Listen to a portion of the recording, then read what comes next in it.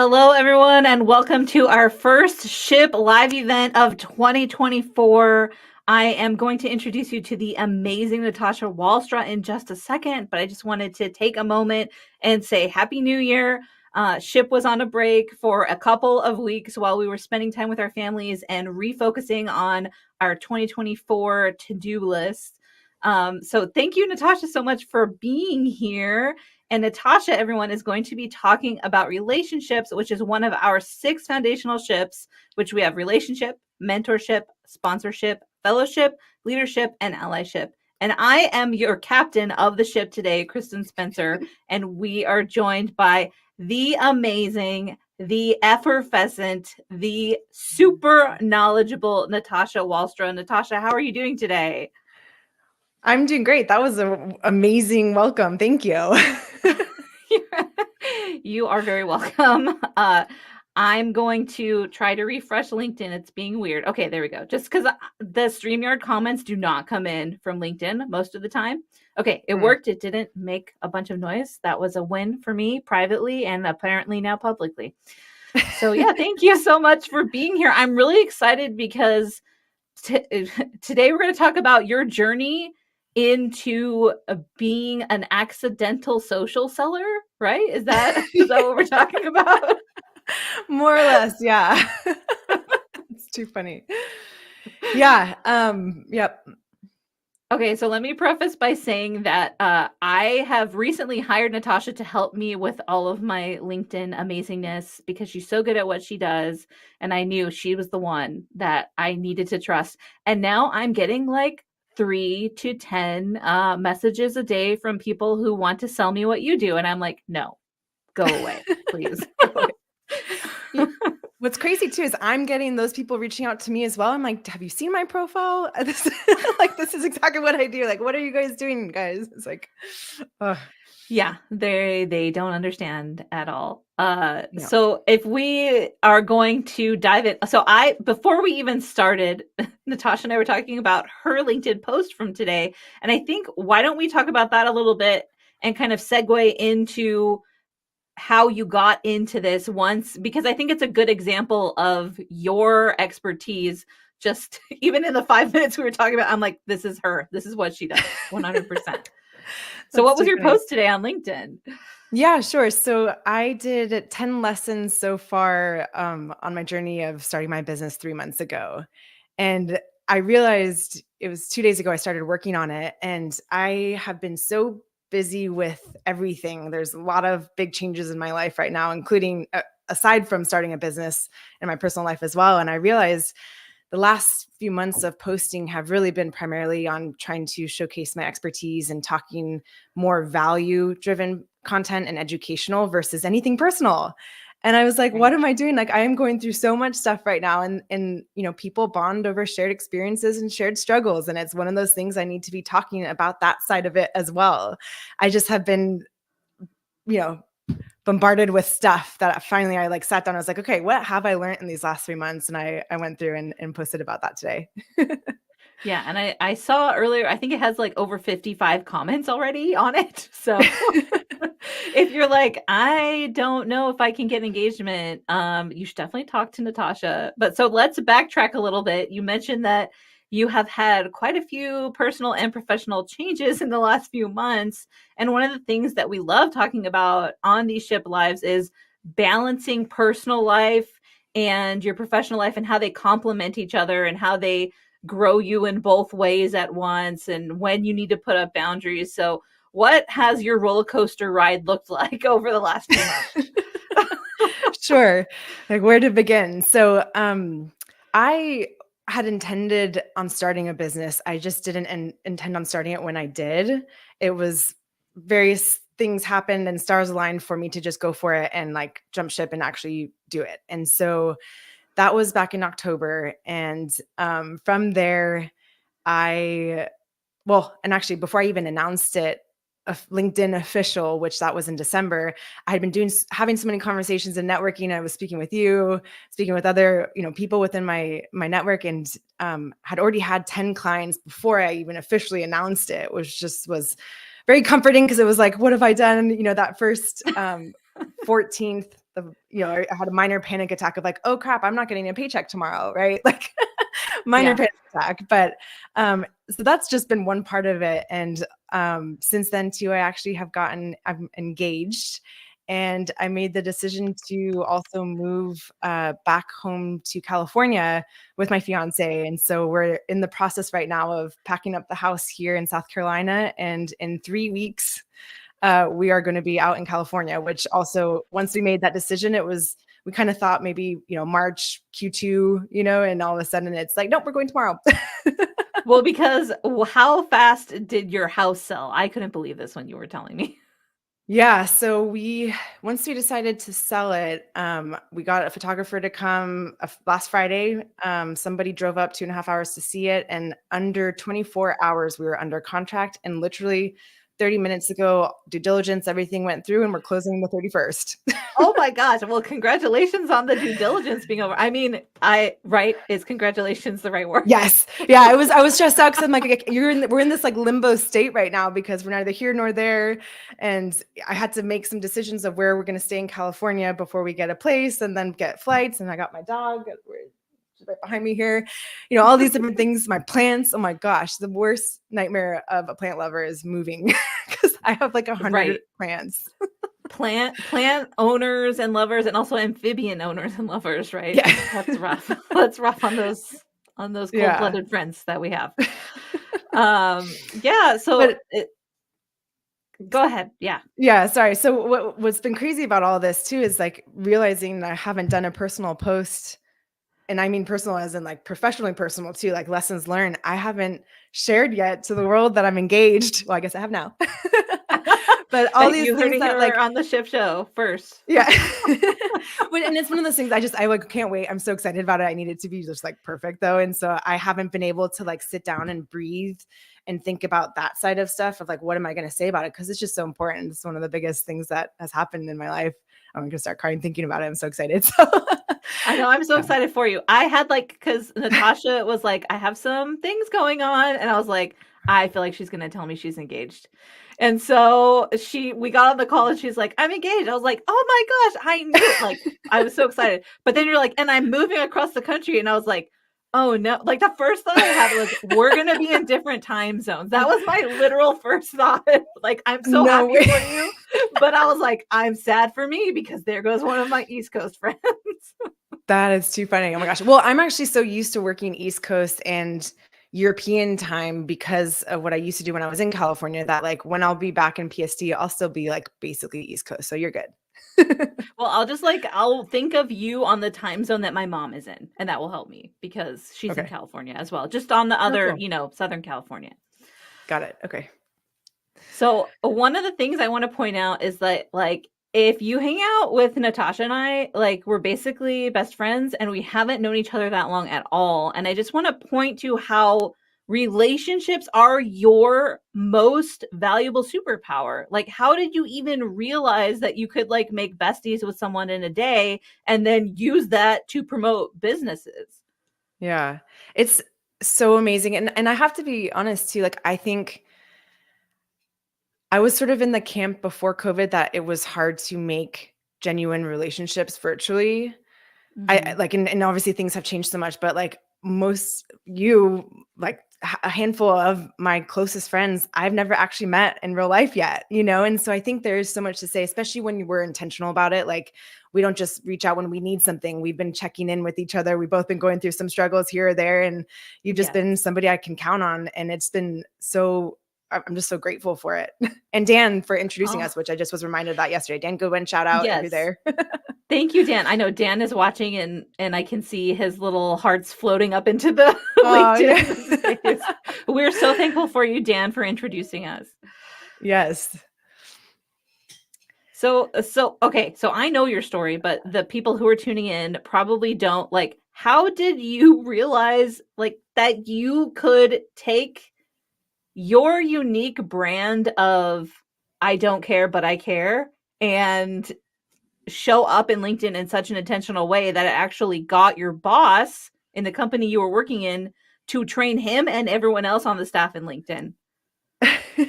Well, it's so funny because all of that like I never was intentionally building my personal brand. I 100% started it out of fear. I was in a sales role, a sales development representative, one of those 100 dials a day, cold calling, smile and dial. It was absolutely Oh soul gosh. crushing. I had nightmares. I cried a lot. I know I was, to be honest, very, very bad at it. I mean, I'm sure I could have improved at some point, but it hurt me. So the problem is, though, I'm really competitive as well. And so I had to find a way to better connect with prospects that felt natural to me. And so that was sort of my first touch into LinkedIn. And when I got to that company, when I was in 3D printing, I realized that I could not only just warm connect with people and message, but I could also showcase the expertise of who's in the building, because I was not technical. I had no engineering background, but I'm speaking to CTOs, CEOs, founders of contract manufacturers, and why would they trust me, right? And so I realized, like, if I start sharing what our company's up to, our clients, our partners are doing, that's going to build credibility by association. And so I Yeah. started to very intentionally, post a lot more. And the CEO came up to me. He's like, you've become the face of carbon on LinkedIn. Like, show me your ways. So it was just kind of fun because I was like, I didn't even realize I was doing that. And actually, it was funny because the director of marketing came up to me once and was like, how are you getting all this information before us? And I'd set up Google alerts, right? And so I was following all the things that our technology, what our clients were doing. I would like immediately get something. I'm like, ooh, I can share this, So it just was Yes. really Yeah. fun to do it. Not like I didn't realize I was building a personal brand at the time. But that's what ended up happening. Okay, let me digest a little bit what I feel like you have said. You can tell me if it's right or not. And this is one of the things that we do all the time. So it feels like to me like you were motivated out of wanting to work through some kind of anxiety or fear you had, and so you gamified the process for yourself and made it something exciting instead of something terrifying. Yeah, 100%. And actually, on top of that, social media, like putting myself out there, that wasn't easy either. It just was less scary as cold calling. But I never was one to. I barely use social media. I'm normally behind the scenes, and so all of a sudden here I am, like, okay, I'm gonna put myself out there and like be uncomfortable. But what happened Yes. is I started to see results from it. So it helped me, even though there was a lot of discomfort in doing this. It did, like, I could see the benefits from it, and I got more comfortable as I do it. But even still, podcasting is hard. I was just talking to you about, I'm a host of a podcast, and yesterday I had a recording, and I still get so much anxiety beforehand. I still pretty much sweat through my clothes. I mean, it's crazy, but I love doing it, and I love the conversations I get to have because of it.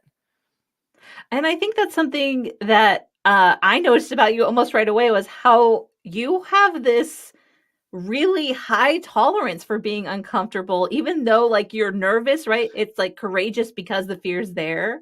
But how did you decide that I'm going to be uncomfortable in pursuing professional relationships because so many people won't. They just stop. They're like, I can't feel that way.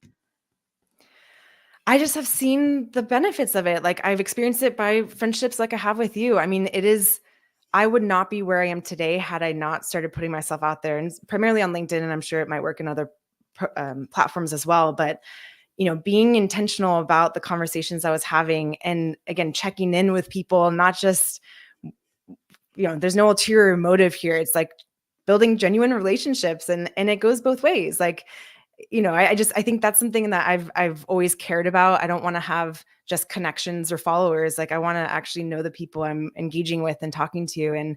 And it's been amazing for my business too. I mean, let alone, like, it's rewarding to me, but like I mentioned, I officially LinkedIn launched my business in December, but I already had 10 clients by that point, and I had no branding, no website. Like, I didn't even have a name for a company at that point, So Yes, that's it because was, secretly we were fighting about it without anyone yes. knowing. Oh my God, that's so I mean, true. Dee knew. Shout out to Dee. She secretly messaged me at one point. She's like, "Don't let Natasha use this one thing that someone else owns." I'm like, "I will do my best not to let her." And then I had another one But that was confusing. And that's where I learned from you: confused buyers don't buy. And what I wanted to do was confusing. And so I agreed with all that in the end.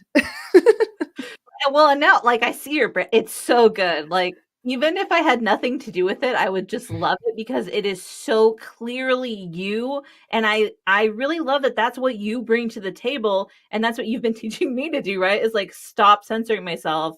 Like obviously, I can be a lot to those who are just listening. Like I have glasses and a blazer that match the ship logo on right now. That was not on purpose, I have to admit. Like it just happened.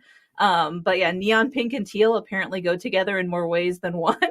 But you were the one who was like, just show up as yourself and repel everyone you can. And that's such good advice. And I have found that that has made a huge difference for me already. I mean, you know the background of what I'm working on and how extreme it is, but what would you say to someone who's watching right now who feels like they're a muted version of themselves? Do you think that's serving them as a business professional? Not at all. Well, that reminds me of like the disconnect I felt from our conversations and the energy that you bring to the table to every call to your clients. And I looked at your profile and I was like, I don't see that energy. Like, where's Kristen? Like I want to connect with you. And the purpose of your LinkedIn profile and the activity you do in there, it's to build trust before, during, and after every conversation you're having. And so if you're also connecting with the right people and bringing new folks into your network and they see that, like, they're going to bond with you, and you don't even necessarily have to have that initial conversation, but there's already that like foundation set, and it just makes everything so much more natural and fluid, And so it's definitely something like, I think LinkedIn for sure used to be a digital resume, right? And so it was very much more professional. You probably did just copy and paste what you had on your resume and put it on your LinkedIn profile, but it has, Literally, yeah. yeah, exactly. But like it has changed, especially this last year, into this like ongoing, never ending digital borderless conference where everyone's down to connect, but you can connect with your tribe on there. And so it's okay if some people aren't going to vibe with that. Like you probably don't want to work with them anyways. Right. Yes. I may or may not be developing a secret psychographic analysis program for that right now. That's honestly inspired by the work we're doing together. And, some of my shipmates too are really into psychographics versus demographics. Mm-hmm. But psychographics are all about matching your values, which I Right. think is what you're saying. Like, show up as yourself so you can match those values so that you love working with that person, they love working with you, and the quality of the results you get is so high. Yeah, no, that's so true. Especially if you love what you're doing and you're working with the right people. I mean, you're not even working at that point. I mean, yes, you are, but like it's so fulfilling. Yes, yeah. I got up this morning and I was like, I get to write about organizational touchstone principles today. And I was so excited about it. And my husband is just like, what is happening? I'm like, and then I'm like, it's okay. We're not going to talk about this right now. I'm just going to go channel all this into writing. But it's such a wonderful and strange thing to have your zone of genius and be able to go wherever you are and just live it. And that's one of the things that you've helped me do on LinkedIn is just be unashamedly geeky about messaging. Yeah, no, I love it. I mean, that's the thing is like once you make your profile sound like you and feel like you, it's going to help you be more motivated to show up as you on there as well. And then it becomes fun. It doesn't feel like a chore or like, oh no, I have to post again or I have to send all these messages. It doesn't feel like it's that type of work. It's more just, again, natural. Okay, so let's talk about the referable aspect because I wrote it in the copy, so we have to. So one of your catchphrases is, how referable are you? What does that mean, and how does that apply to using platforms like to LinkedIn to have that lead gen be more organic? Sure. No, it's a great question. And so it was actually like 9 months ago or so that I heard this term nearbound. Going to give some backstory first before I dive into the referable side Yes, of it. But so this we concept of love nearbound, backstory. yeah, details, yay. So it's Yes. actually once I like heard this term nearbound and like all the stars aligned for me in that moment when I realized, if you think of inbound being marketing and outbound sales, nearbound is your network, referrals, word of mouth, all of your relationships, right? And I started to realize in order to have a nearbound strategy, which I do think is the future of business in so many ways, you as a human need to exist in a way that not only showcases your expertise so that people want to work with you, but then also people are more inclined to refer you because then it makes them look good as well. And so Right. that's what I realized. I'm like, oh, that's what I help with, is setting the foundation of your nearbound strategy is you, right? So don't think of like personal branding as ego, vanity, or showing off or anything. It's like, no, this is you showcasing your expertise to get people to work with you and then refer you. And so one of the things that stuck with a lot of my clients as I started to work with them is like looking at your LinkedIn profile, would you want to work with you? How referable are you just by looking at that? Do you think people would go there? Or is it clear what you do, who you serve, and would they want to share your profile with someone in their network? Yeah, I mean, those are all such good questions, but they're also deep, right? So I think people are like, I don't want to have to think about this that much. And you're like, no, but you should, because it affects literally everything you do in your life, professionally, and probably Yeah. personally too, right? Like, we're thinking about being more who we are and communicating that well. I think there are a lot of personal applications for that too. Yeah, definitely. And actually going to the referable side of things too, I'm sure a lot of people are familiar with the net promoter score. And so the way I kind of think about this is, and that's where the how referable part came through, is like, instead of looking at how referable is the business, how likely are you to refer them? It's how likely are you to refer yourself? So it's like a personal NPS score you got to be thinking about, Yes. which again, it is, people buy from people. A lot of people are working with Kristen. It's not necessarily your business or organization, right? I mean, that comes along with it, but at the end of the day, people trust people. And so that's why it's so important to make sure that you are presenting yourself to the world and which is true to you. Yeah, and I think that also goes to scaling, right? Because when you get to a certain point, you are the premium thing inside of your brand, and you want whatever the premium thing is to represent everything else. Like at some point, people are not going to be able to hire me directly to work with them based on how many clients we have, right? I'm being really hopeful and optimistic about the future here, but if they want that premium, I want them to assign that with so much intense value. And the only way for me to really do that is by building my personal brand. Yeah. Yeah. So it's no longer a like want to have, it's a need to have. And I think people are finally starting to realize that. It's just now you got to get past the mental roadblocks and mindset around it, which Right. is, Right. imposter syndrome is a big part of that too. Right. And so been there, done that. And it is tough, but it is so rewarding once you actually do it. Well, and I think that's the benefit of having someone like you in someone's corner and literally in my corner is we need other people's perspectives so that we can see ourselves more clearly because we're too close. It's like I just had that. I'm sure you haven't experienced this yet because you're too young. But last week, I don't know, something happened with my eye muscles. And now I'm like that old lady where my kids will put their phone like this in my face. And I'm like, oh, pull it back. Just like, dang it. Right at 40, it was like no delay. With just within a couple of weeks of turning 40, I'm like, I have old eyes now. But so you have to pull things back so that you can see them clearly. And Mhm. one of the best ways to do that is have someone else evaluate your skills and evaluate how much you can charge and be that advocate for you because the voice in your head might be telling you a bunch of lies. Yeah. Yeah, I use the analogy of the pickle jar where when you're inside your pickle jar, you can't see the label on the outside. And so that's where the power Oh. of external objectivity comes in and like someone's there to read that label. It's funny because I hate pickles, but I talk about pickles all the time now. I love that illustration. And I'm in Pittsburgh where we have Picklesburg. It's like a whole festival of pickles. So, Ooh. yeah, you would not like it. You might like taking a picture in front of the giant inflatable pickle, but that's about it. Yeah. Well, and that's the thing is we all have a great visual of a pickle jar, right? And so I think that's why that analogy works so well.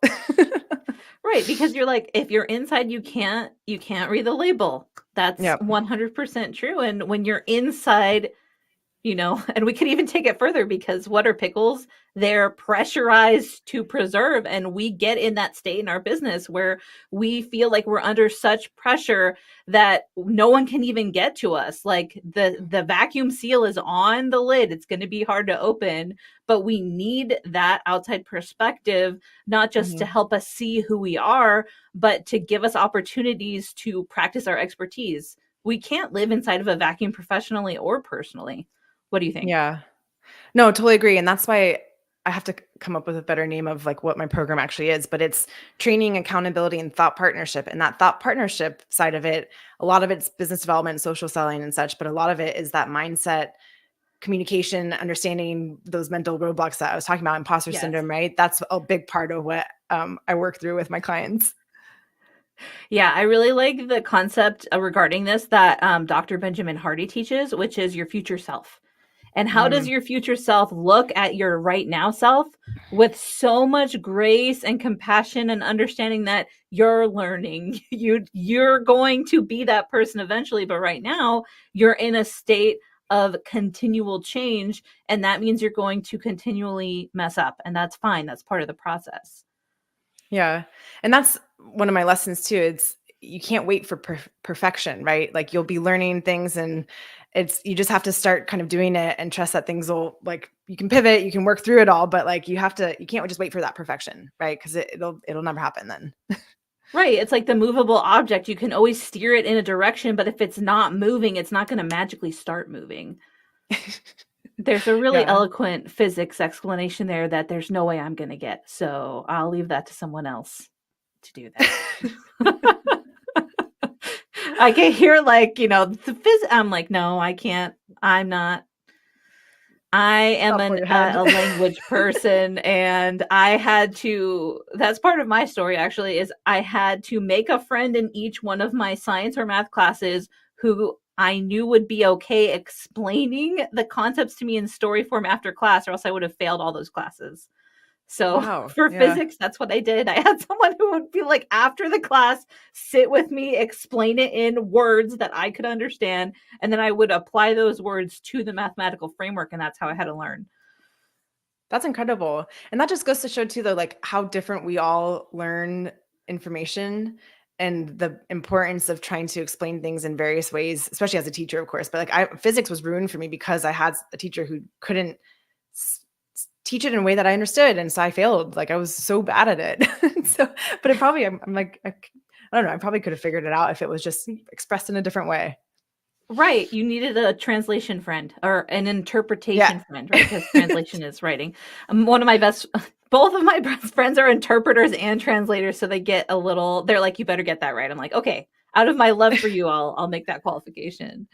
Yeah. So, like, let's say that there's someone right now watching this and they're wondering, how can I use the idea of near bound or these near point strategies, right? Which is the name of Natasha's business.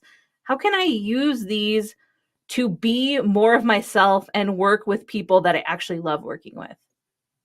Yeah, that's a great question. I think, one of the things that helps is if you think about who like, your favorite client right now, who that person is. When you go to set up your profile, your LinkedIn profile, because you have to do some foundation setting to start with, and that's gonna be your profile. Yes. Create the profile talking to that client specifically. Like, you may be speaking to various people other than just that one ICP, but, like, or, unique purchaser. Um, but She's using okay, my that's a better language. one. I appreciate that. Um, but it's gonna be easier to put your profile together because you're gonna be talking to somebody. It's not just, like, to the best to, your network. It's that one person you're gonna be writing your LinkedIn profile for, and make sure that it's clear how you help them, what you do to support them, and I think that will be really helpful to it. I know that's gonna be helpful because that's what's happening with my clients too, is, like, once you understand that it's not like you're trying to talk to everybody, you're speaking to that one person and have somebody in mind, and put yourself in their shoes. If they were to come to your profile, is this what they've experienced? Is this how you've served them? And would they want to continue working with you if they saw this? Right. And I think that just helps because, you're putting, it's kind of like the difference from posting from your personal profile through your business profile. I feel like when people post in their business account, it doesn't have that same emotional connection because it's covered, by a brand. Whereas when it comes Right. from your account, you are more passionate about it because your name is tied to it, right? And so I think putting it like that is going to really help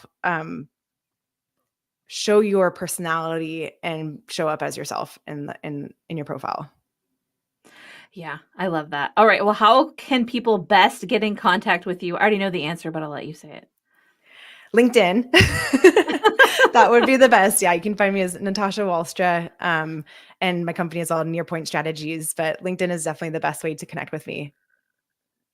All right. Well, thank you so much for being a guest, Natasha. I know that you dropped so many gems for our wonderful viewers and listeners. And we've come to the end of our time. And also, my stomach is like growling so unbelievably loud. I don't know if anyone can hear that. That's super fun for me. But I just really encourage everyone, please go at least look at Natasha's LinkedIn profile. You will be blown away. And if you want to work with her, she's amazing. Another amazing LinkedIn person who really specializes in the most outrageous resumes is Anne Ryan, who is a former shipmate. And I just love that.